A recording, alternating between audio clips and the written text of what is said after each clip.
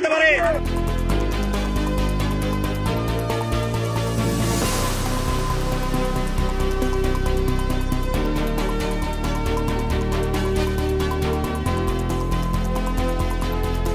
এর জন্য দায়ী প্রথমত রাজ্য সরকার, তারপরে এই বিচার ব্যবস্থা। রাজ্য সরকারের দুর্নীতির জন্য আমাদের চাকরি গেছে, আর সেই বিচার ব্যবস্থা তার কোনো বিচার করতে পারেনি।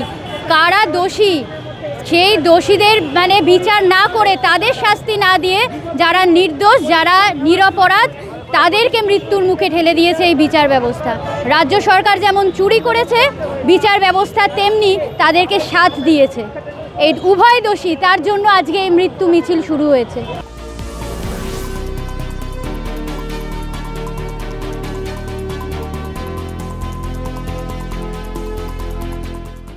আমরা রুবি মোড়ে তো শেষ শ্রদ্ধা জানালাম।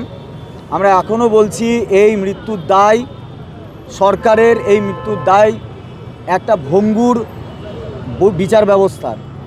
আমরা এইখান থেকে এটা জানাচ্ছি যে এই সুবল সরেন স্যার একটা আদিবাসী পরিবার থেকে উঠে আসা প্রথম জেনারেশন লার্নার এবং প্রথম জেনারেশন একজন চাকরিজীবী।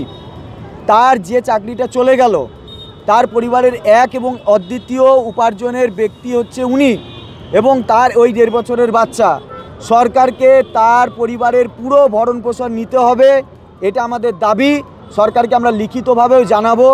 আজকে সন্ধ্যাবেলা আমরা গিয়ে এ ব্যাপারে আমরা একদম অফিসিয়ালি চিঠি করব। যদি সরকার এ ব্যাপারে পদক্ষেপ না নেয়, আমরা আইনিভাবেও জানাবো। আমরা পদক্ষেপ না নিলে আমরা তার আরও এর বিরুদ্ধে এই বিষয়কে সামনে রেখে আমরা আরও বৃহত্তর আন্দোলনের দিকে যাব।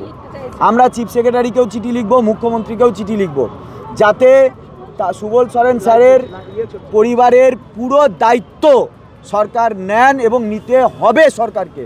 কারণ এটা মৃত্যু নয়, সাধারণ মৃত্যু নয়, এটা একটা হত্যা, রাষ্ট্রীয়ভাবে তৈরি হওয়া হত্যা। এই হত্যার দায় রাষ্ট্রকে নিতে হবে, সরকারকে নিতে হবে, বিচার ব্যবস্থাকে নিতে হবে, আর সরকারকে তার পুরো পরিবারের ভরণ পোষণের দায়িত্ব নিতে হবে।